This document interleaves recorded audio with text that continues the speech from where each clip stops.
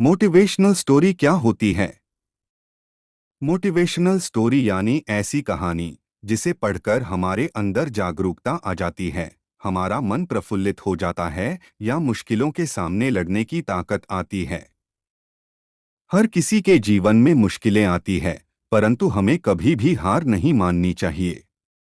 इसी प्रकार इस ब्लॉग में हम छात्रों के लिए प्रेरक कहानी हिंदी में बताएंगे जिसे पढ़कर आपके अंदर एक अलग प्रकार की जागरूकता आ जाएगी। ये कहानियां आपको सफल बना सकती है। एक आखिरी प्रयास। एक समय की बात है। एक राज्य में एक प्रतापी राजा राज करता था। एक दिन उसके दरबार में एक विदेशी आगंतुक आया और उसने राजा को एक सुंदर पत्थर उपहार में दिया। राजा वह पत्थर देख बहुत प्रसन्न हुआ। उसने उस पत्थर से भगवान विष्णु की प्रतिमा का निर्माण कर उसे राज्य के मंदिर में स्थापित करने का निर्णय लिया और प्रतिमा निर्माण का कार्य राज्य के महामंत्री को सौंप दिया। महामंत्री गांव के सर्वश्रेष्ठ मूर्तिकार के पास गया और उसे वह पत्थर देते हुए बोला, महाराज, मंदिर में भगवान विष्णु की प्रतिमा स्थापित करना चाहते हैं। 7 दिवस के भीतर इस पत्थर से भगवान विष्णु की प्रतिमा तैयार कर राजमहल पहुंचा देना। इसके लिए तुम्हें 50 स्वर्ण मुद्राएं दी जाएंगी। 50 स्वर्ण मुद्राओं की बात सुनकर मूर्तिकार खुश हो गया और महामंत्री के जाने के उपरांत प्रतिमा का निर्माण कार्य प्रारंभ करने के उद्देश्य से अपने औजार निकाल लिए। अपने औजारों में से उसने एक हथौड़ा लिया और पत्थर तोड़ने के लिए उस पर हथौड़े से वार करने लगा, किंतु पत्थर जस का तस रहा। मूर्तिकार ने हथौड़े के कई वार पत्थर पर किए, किंतु पत्थर नहीं टूटा। 50 बार प्रयास करने के उपरांत मूर्तिकार ने अंतिम बार प्रयास करने के उद्देश्य से हथौड़ा उठाया, किंतु यह सोचकर हथौड़े पर प्रहार करने के पूर्व ही उसने हाथ खींच लिया कि जब 50 बार वार करने से पत्थर नहीं टूटा, तो अब क्या टूटेगा। वह पत्थर लेकर वापस महामंत्री के पास गया और उसे यह कह वापस कर आया कि इस पत्थर को तोड़ना नामुमकिन है, इसलिए इससे भगवान विष्णु की प्रतिमा नहीं बन सकती। महामंत्री को राजा का आदेश हर स्थिति में पूर्ण करना था, इसलिए उसने भगवान विष्णु की प्रतिमा निर्मित करने का कार्य गांव के एक साधारण से मूर्तिकार को सौंप दिया।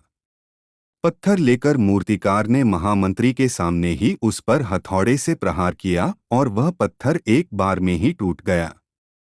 पत्थर टूटने के बाद मूर्तिकार प्रतिमा बनाने में जुट गया। इधर महामंत्री सोचने लगा कि काश पहले मूर्तिकार ने एक अंतिम प्रयास और किया होता तो सफल हो गया होता और 50 स्वर्ण मुद्राओं का हकदार बनता। सिखानी ये है कि मित्रों, हम भी अपने जीवन में ऐसी परिस्थितियों से दो चार होते रहते हैं। कई बार किसी कार्य को करने के पूर्व या किसी समस्या के सामने आने पर उसका निराकरण करने के पूर्व ही हमारा आत्मविश्वास डगमगा जाता है और हम प्रयास किए बिना ही हार मान लेते हैं। कई बार हम एक दो प्रयास में असफलता मिलने पर आगे प्रयास करना छोड़ देते हैं, जबकि हो सकता है कि कुछ प्रयास और करने पर कार्य पूर्ण हो जाता या समस्या का समाधान हो जाता। यदि जीवन में सफलता प्राप्त करनी है तो बार बार असफल होने पर भी तब तक प्रयास करना नहीं छोड़ना चाहिए जब तक सफलता नहीं मिल जाती। क्या पता जिस प्रयास को करने के पूर्व हम हाथ खींच ले वही हमारा अंतिम प्रयास हो और उसमें हमें कामयाबी प्राप्त हो जाए। 2 शिकंजी का स्वाद। एक प्रोफेसर क्लास ले रहे थे। क्लास के सभी छात्र बड़ी ही रुचि से उनके लेक्चर को सुन रहे थे। उनके पूछे गए सवालों के जवाब दे रहे थे। लेकिन उन छात्रों के बीच कक्षा में एक छात्र ऐसा भी था जो चुपचाप और गुमसुम बैठा हुआ था। प्रोफेसर ने पहले ही दिन उस छात्र को नोटिस कर लिया, लेकिन कुछ नहीं बोले। लेकिन जब 4-5 दिन तक ऐसा ही चला तो उन्होंने उस छात्र को क्लास के बाद अपने केबिन में बुलवाया और पूछा, तुम हर समय उदास रहते हो, क्लास में अकेले और चुपचाप बैठे रहते हो, लेक्चर पर भी ध्यान नहीं देते, क्या बात है? कुछ परेशानी है क्या? सर, वो छात्र कुछ हिचकिचाते हुए बोला, मेरे अतीत में कुछ ऐसा हुआ है जिसकी वजह से मैं परेशान रहता हूँ। समझ नहीं आता क्या करूं। प्रोफेसर भले व्यक्ति थे। उन्होंने उस छात्र को शाम को अपने घर पर बुलवाया। शाम को जब छात्र प्रोफेसर के घर पहुंचा तो प्रोफेसर ने उसे अंदर बुलाकर बैठाया। फिर स्वयं किचन में चले गए और शिकंजी बनाने लगे। उन्होंने जानबूझकर शिकंजी में ज्यादा नमक डाल दिया। फिर किचन से बाहर आकर शिकंजी का गिलास छात्र को देकर कहा, ये लो शिकंजी पियो।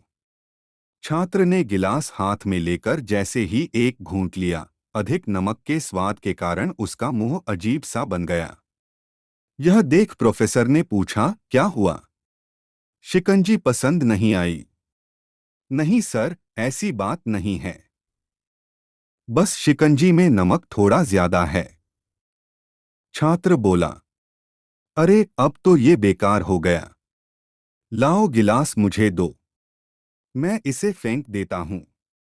प्रोफेसर ने छात्र से गिलास लेने के लिए अपना हाथ बढ़ाया, लेकिन छात्र ने मना करते हुए कहा, नहीं सर, बस नमक ही तो ज्यादा है।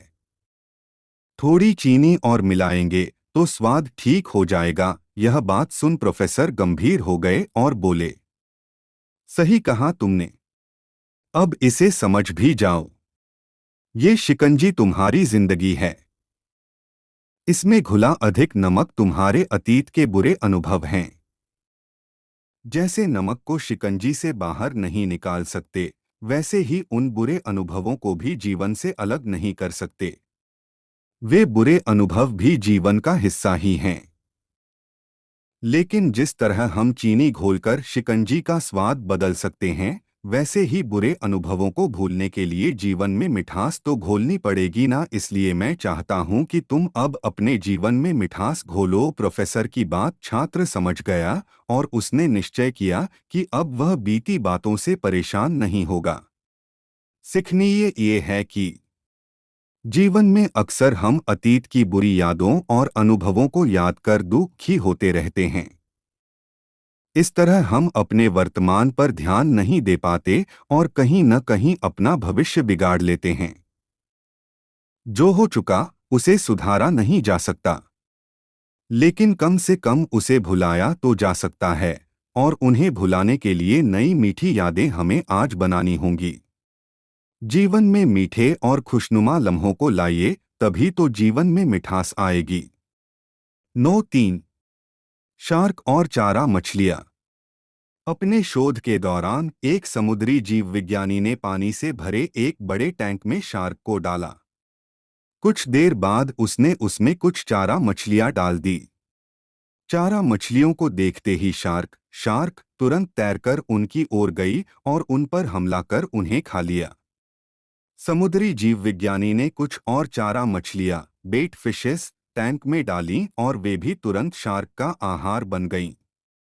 अब समुद्री जीव विज्ञानी ने एक कांच का मजबूत पारदर्शी टुकड़ा उस टैंक के बीचों बीच डाल दिया। अब टैंक दो भागों में बंट चुका था।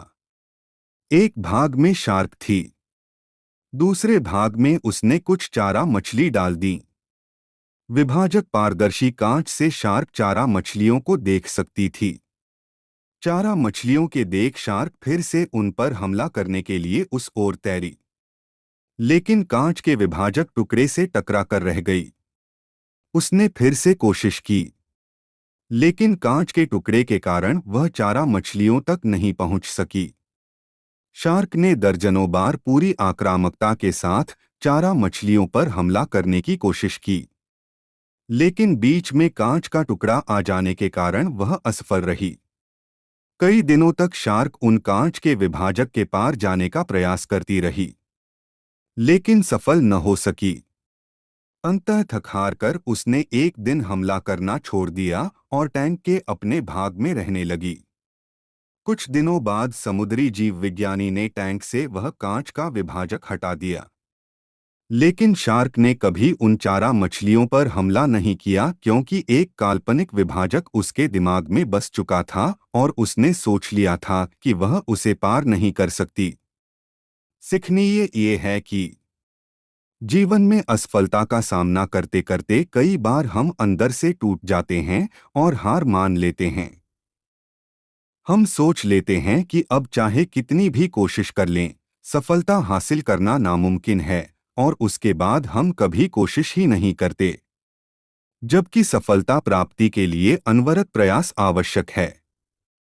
परिस्थितियां बदलती रहती हैं, इसलिए अतीत की असफलता को दिमाग पर हावी न होने दें और पूरी लगन से फिर मेहनत करें। सफलता आपके कदम चूमेगी,